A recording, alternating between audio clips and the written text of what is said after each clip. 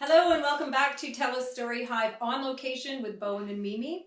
I'd like to take a moment to acknowledge that we are on the unceded ancestral lands of the Silks Okanagan people, and we're very grateful for this opportunity. Today we are with Bowen, who's usually behind the camera, who's going to sit and join us with Ollie Waters, who is originally from Cape Town, South Africa. Great name, by the way, Ollie. Thank you very much. I mean, that's the greatest name. Jane, yeah. Ollie is an adventurer, and at 18 knew it was time to go see the world.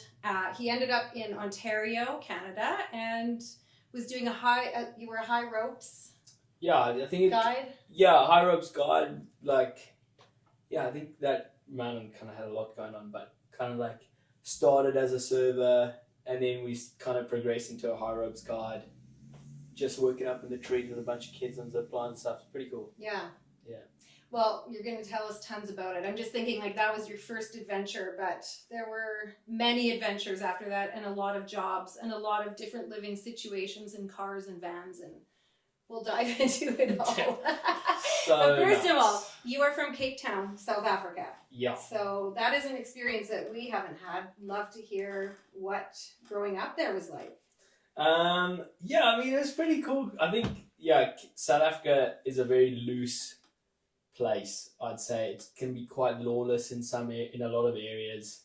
I kind of split my time between the city down in the south and then my dad's farm up on the west coast, like 5 or 6 hours away from the city, which is like just a totally different world. It was very free, kind of do whatever you wanted.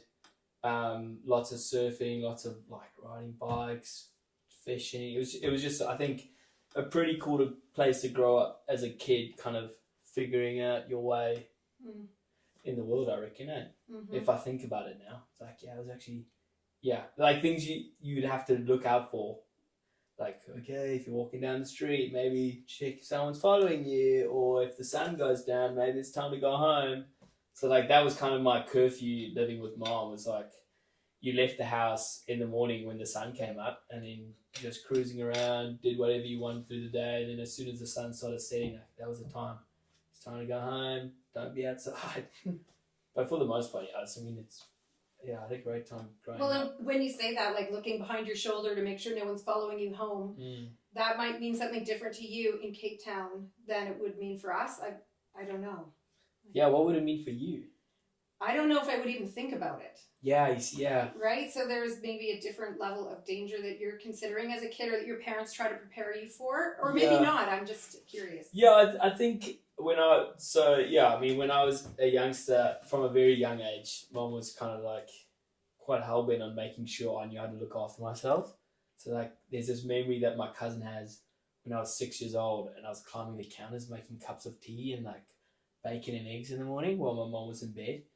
And I think that's kind of how that, and I think her main thing was like, you need to be able to look after yourself, be aware of the world around you. It's not sunshine and rainbows out there. Like, just be careful and be vigilant. And I think, and then like after leaving South Africa and then moving to Canada, which is like the complete opposite. It's super safe, just a very way more relaxed environment. You look back and it's like you have this unconscious level of anxiety, because you'll walk down the street to go get a coffee or something, and you're like, okay, make sure there's no one following you. Just making sure you're aware of your surroundings. If you're in a car, if there's a car that's followed you for a little bit, you take a couple more corners and you just keep watching. When you want to drive into your driveway, you like pull up parallel to your house, you check like every mirrors like you're doing a driving test, and then you drive in and shut the gate immediately. But you don't think of it in a dangerous way. It's just like, that is life. Mm-hmm. If you're leaving for a holiday, there's this one time my mom was like, okay, make sure you wave and say goodbye to your dad in the garage when we're leaving, so people think there's someone in the house.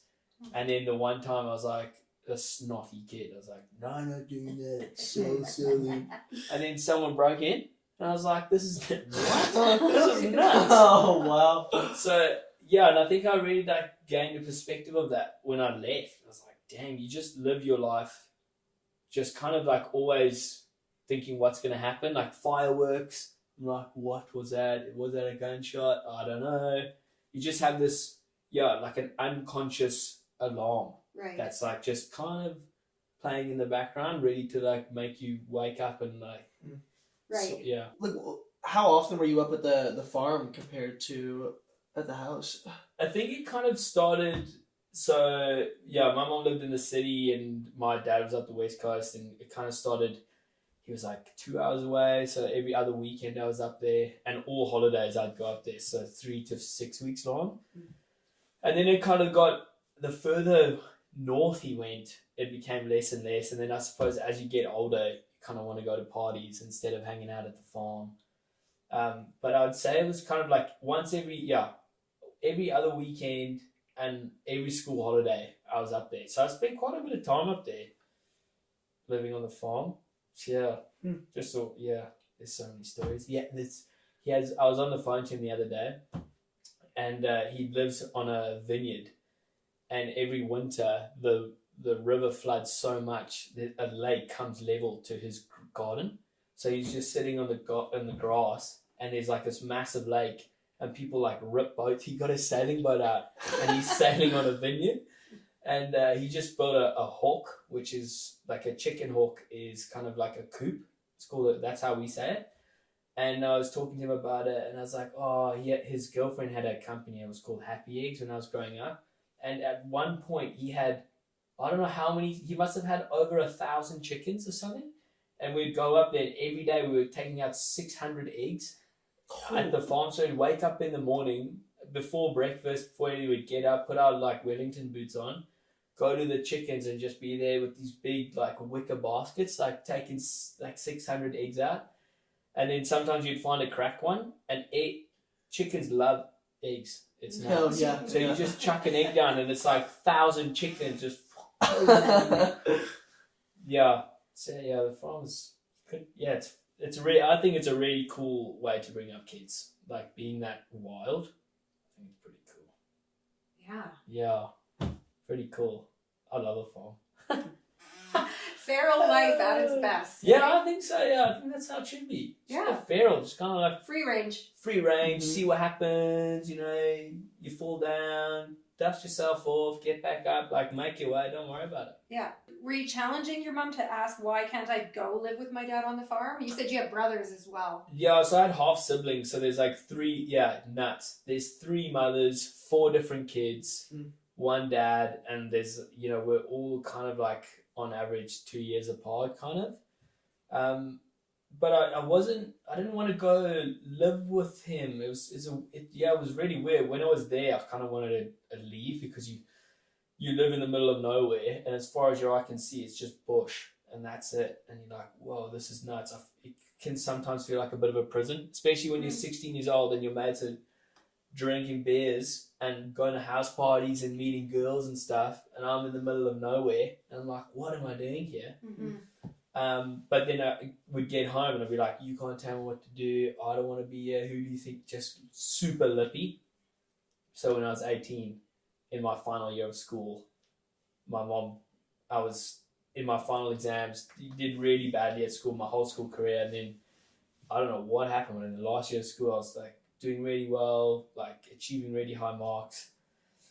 And in the last couple of weeks of my final exam, I was sitting down, and she just like threw down this big folder on the table, and I was like, what is this? And she goes, you're leaving the country in 4 weeks. Here's your ticket, and this is how you're going to get to your job. And it was kind of like a step-by-step from getting to the airport in Cape Town to landing in Toronto to how I'm going to get to this resort out in the countryside. And I was like, I'm not going. She's like, yes, you are. This is my house. You don't have a choice. You're done. Like 10 days later, I was on a plane with she gave me $500 and said, here you go. See you later. Which was like, selfishly, you think at 18 years old, like, how can you do this to me? But now I'm a bit older, and I look back on that like, that must be the hardest thing for a mother to do to their child. But, just knowing you need to sort your stuff out. And this is the best thing for you, because I can't stand you anymore. And like, which is totally fair enough, because I went away from that and like had a few years of anger, but I was like, you know, I'm sitting where I am in my life, and I'm super, super happy she made the decision for me, because I don't know where I would be, to be honest. Wow. Yeah.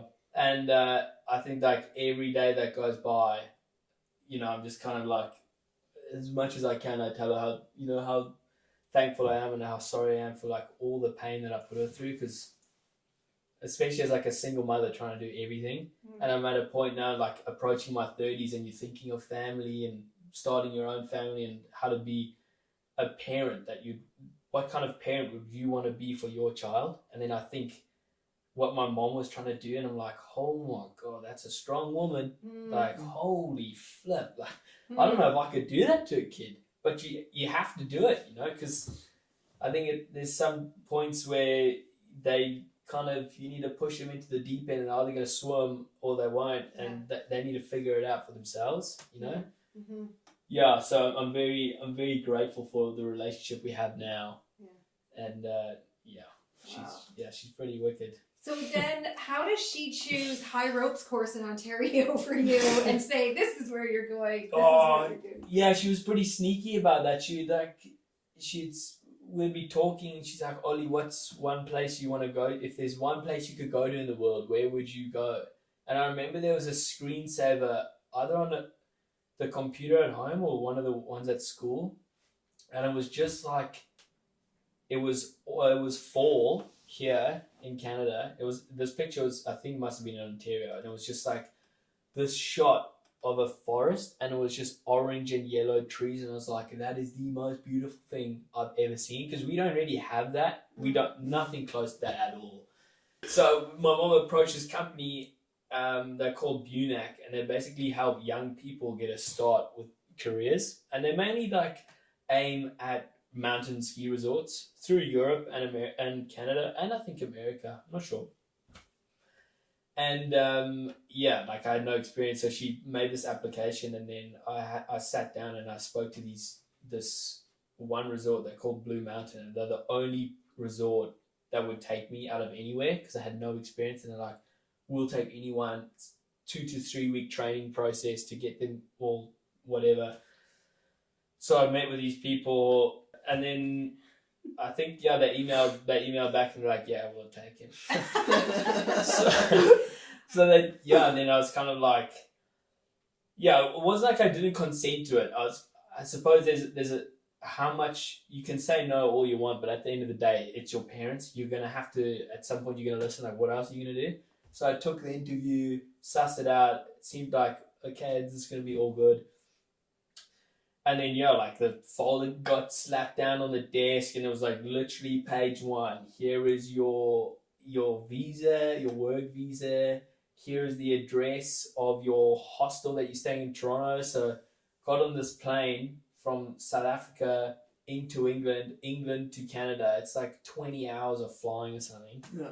And I get to Toronto, and I'm like 18 years old with this big bag on my back and this folder. I'm just freaking. I'm like, dude, what?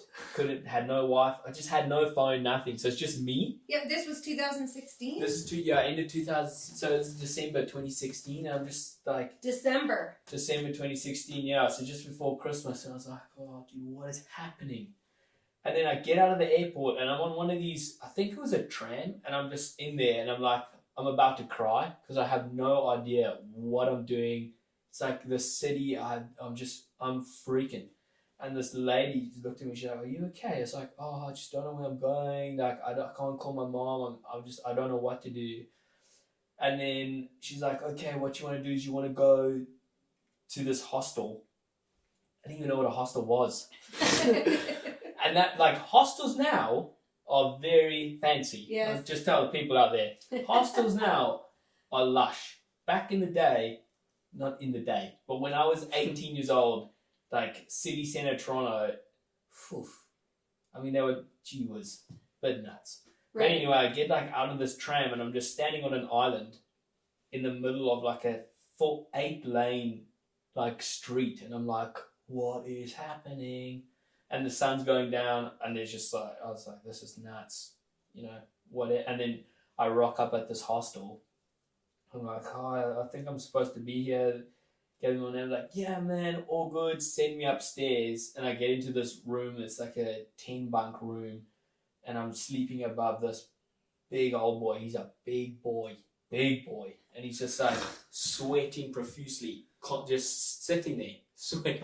It's like, damn, it's like smelling a bit funky in there, and all night like the bed frames were reverberating from this man snoring. Oh, no. And I was just lying there the first night. I was like, I was like, this is not real. After 20 hours of flying too, like it was just, and I suppose when you grow up, your life is so good. You live with your parents who look after you. They feed you. They wash everything for you. Everything is just super cruisy. You've got your mates. Life is so cushy, but you don't realize that. And then you just get like picked up by the scruff of your neck and just like dropped. And you're like, oh my gosh, damn, like. So life on the farm didn't prepare you for this. No, I think it was just totally different. I suppose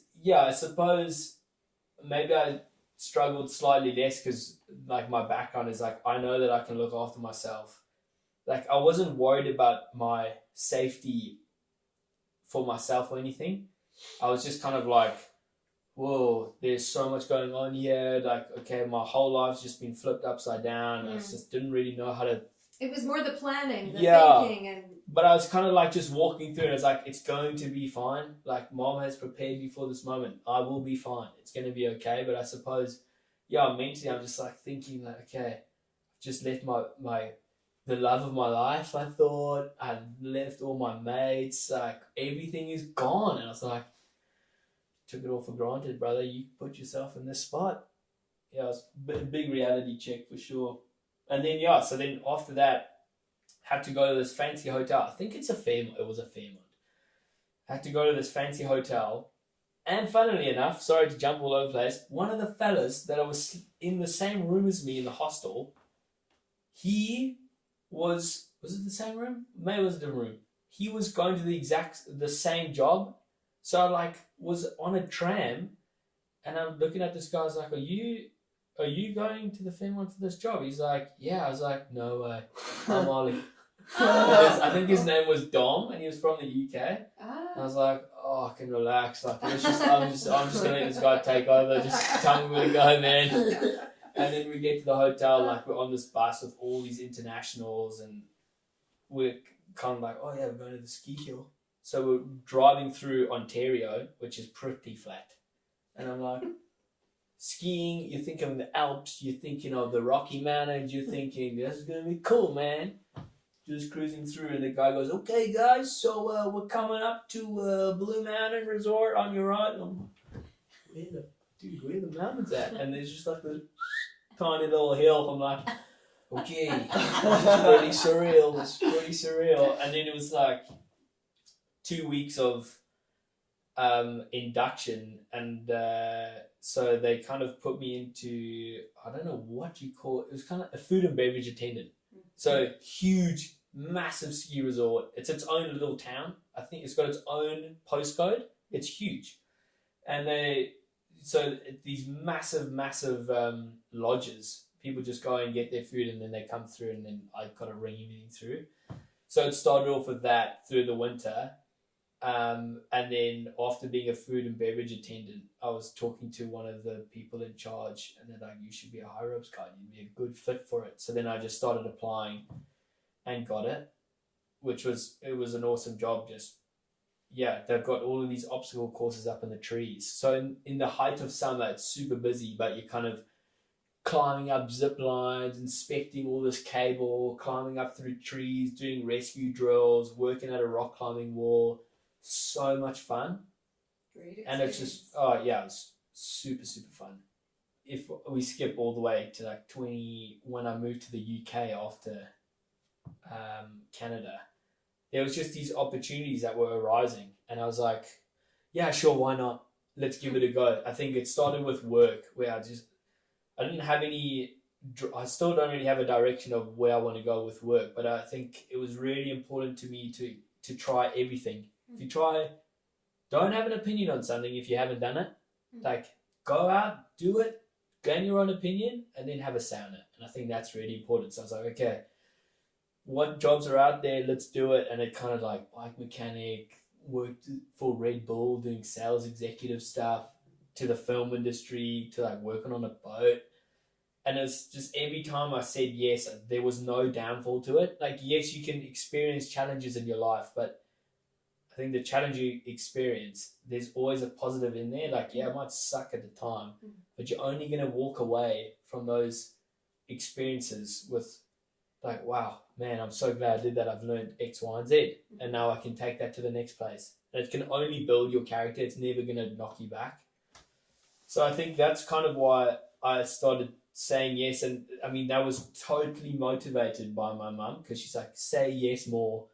And then she's like, you should watch this movie, Yes Man. So with Jim Carrey. Oh, yeah. Dude, that movie. I mean, that is just. We're big Jim Carrey. What a wicked guy. Yeah. He's a Canadian, isn't he? Yeah, he is. Yeah, he is. Yeah. Good man. But you just watch that movie and it's just absolutely absurd. But it's like, what a wicked, like, if you put that into, say, a real life scenario of what happened in that film, and that fella's sitting in his rocking chair on his porch, like, what a story you've got, man. Like, what a crazy adventure, because he's just said yes. Like, it's just nutty. I feel like with our lives, there's absolutely no reason not to say yes and to have a pretty wacky time. Like, So are you thinking more consciously about other things as well? like what? Like about every thought that comes into your mind? I think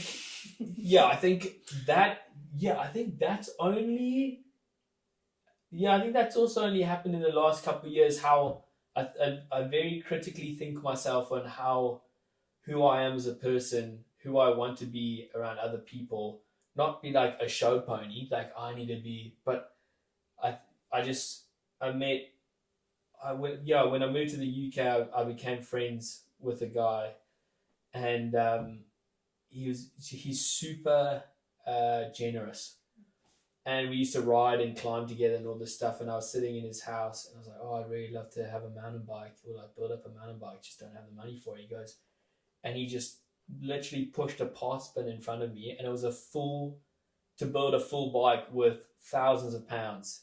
I was like, "Matty, I can't take this." He's like, "Have it, man. Like, just you keep passing that favor on." It's like, oh, wow, like that's the first time someone was so generous to show me that. So, and that kind of put that into my little toolbox. It's like, okay, I want to treat people the way I feel I should be treated, right? So like, just be respectful, be a good person, always be interested in what people have to say, never say no to like strange interactions, even if maybe that person's not your cup of tea. Like, doesn't matter, man. You can still sit down and they're still going to have a pretty cool story to tell you. And so, yeah, I'm definitely now thinking about who I am in like my relationship with my partner, in work, my friends, with my mom and my dad, like, especially in environments where there's been a lot of anger in the past, kind of looking back on that and going, well, yeah, why am I angry? What is that serving me? It's probably not very much. If anything, anger does more to damage yourself than it does to the other person, right? So like, you don't need it, man. It's just like pulling you down. Get rid of it, son. Don't worry about it. Do you feel more peaceful then, being at this place? Yeah, definitely. I think I can finally sit down and just go, and my thoughts are less crowded. I'm not going like, oh, I should be doing this in there because so-and-so is doing it, or I don't feel like I'm doing enough. I'm just kind of going, just be a good person, live your life, be as present as you can, which it's so hard because there's so much to do, and you can constantly just think about something better. Like, there's always something better, you know? But just trying to stay present and just relaxed and just being like, I mean, especially when we came here in the summer, I was like, I said, bro, I was like, what are we doing here? I don't want to be here. Well, I think I met you in that first week, and I remember that moment. I was just like checked out. And I also remember thinking, well, he hasn't been here for more than a few days, Literally. and I know what's available Yes. here. Yes. And I don't know a lot about Ollie, but what I think I've heard is he will be absolutely in love with this place soon enough. And There you go. I don't know, I hear you're sticking around a little bit Yeah, longer right? than, yeah. And like this is the whole thing is like I was just constantly thinking we move from Australia and it's like you have this one thing, but even in that moment that's not good enough because you want the other thing. And then you're in that place where you want that one thing, but then that's not good enough. And that was happening when we moved here. And now I'm at a point where I'm like, okay, you think about your life, like what is good? It's like, well, my job's pretty cool. It's just down the road. There's awesome people here. There's amazing mountains here for climbing and riding. Just BC in general is a very beautiful place. And where we are has such amazing access to everything. It's like, okay, so you spoke about wanting this in your life for many, many years. Now you have it and yet you're still criticizing. It's like, sort yourself out, man. Have a think and kind of relax. And I'm in that process of just kind of taking it easy, going like, this is a pretty special place. Enjoy it. Don't worry about it. You have your plan is going where it needs to go, and just stick with it and don't worry about it. Mm-hmm. And that's where we are now. And it's working out pretty good. Well, I think it's interesting too, because like at least for me, I found like those kind of like those thought process and those old ways of kind of being or thinking, like they're still always there, but you get better at catching it quicker. So you're in those kind of like headspaces for maybe a shorter amount of time, where it's like before, like you don't even notice that you're like that is a like a mindset that you have, or now it's like you know that you have it, and when you get into that, it's like instead of like a couple days down the road, like, man, I really wish I'd done this differently. It's like it's in 2 hours, or it's in I think it's also like repetition is key to success, right? So like the more you kind of practice that way of thinking, the easier it becomes, and the quicker you start to like catch those thoughts before they go astray, and you can kind of like rein that in. Yeah, for sure. And you mentioned you're in partnership right now. Yeah. And it's been a couple of years. Yeah, which is nuts. And is that the first time to say, oh, I've had a partner for a couple of years? Like, yeah. And so there's great opportunity for, that feedback or reflection from one person who's getting a chance to know you better, and you're mirroring thing. So has that helped? Yeah, I think also, my like relationship history is pretty brutal because I've just been in a headspace where it's this very critical, negative thinking, like nothing's ever good enough, or just not being sincere with myself or the people that are around me. So there've been these very fleeting, like 6-8 month long things that were just so purposeless. But I think now I'm in a spot where I'm like genuinely happy. I genuinely love being with the person I'm with, and we have this wicked life together. But that's also tough because she is starting to learn my characteristics, and she's like, you're doing that because X, Y, and Z. Like, you don't know me. Like, nobody knows me, man. Like, step away, dude. What are you doing? But it's like, you hit the money on the head there. Yeah, no, that's right. But yeah, definitely, it helps. It helps a lot, and then also, it also helps. Like a big thing that I said when we first met each other is like, if we do not communicate correctly, this is not going to work, and I'm not doing it. And I was like, I'm sick and tired of animosity, passive aggression. It's not worth my time. I do not like it. I was like, if this is going to work, I need to know where you are. You need to know where I am. Like, we have to communicate effectively. And we've been doing that from the very start. And it's so crazy how quickly you meet resolution. It's like you can just, I'm like, just give me a second. I'm about to like flare up here because I've got X, Y, and Z happening, and I'm like just a bit overwhelmed. That's all good. I'll give you your time. Sweet. So, and I think that brings us way closer together, and we understand each other so much better, which then also allows for a space of like critical thinking about each other, because it's not coming from a place of hate or like anger. It's just like, oh, I've noticed this one thing, like, okay, yeah, that's true. Yeah, I'll try to work on that. Sweet. And I think if we didn't have that, in our relationship, like I don't it's not sustainable. It's just not sustainable for anyone. And like I never thought I could be with someone for this amount of time in my life. Like it just wasn't a reality that I thought of. But now we've just been together 2 years, which I know is still like a short amount of time in the grand scheme of things, but it's like it's 2 years and an indefinite amount of time. You know, there's no like, yeah, I can't wait next month, I'm out of here. You know what I mean? It's just like, this is my life and this is where we're going, and that's a pretty cool like realization, and I'm really stoked at what's happening here. So yeah, it's been really cool to kind of have the last kind of 2 years of this journey with her, for sure.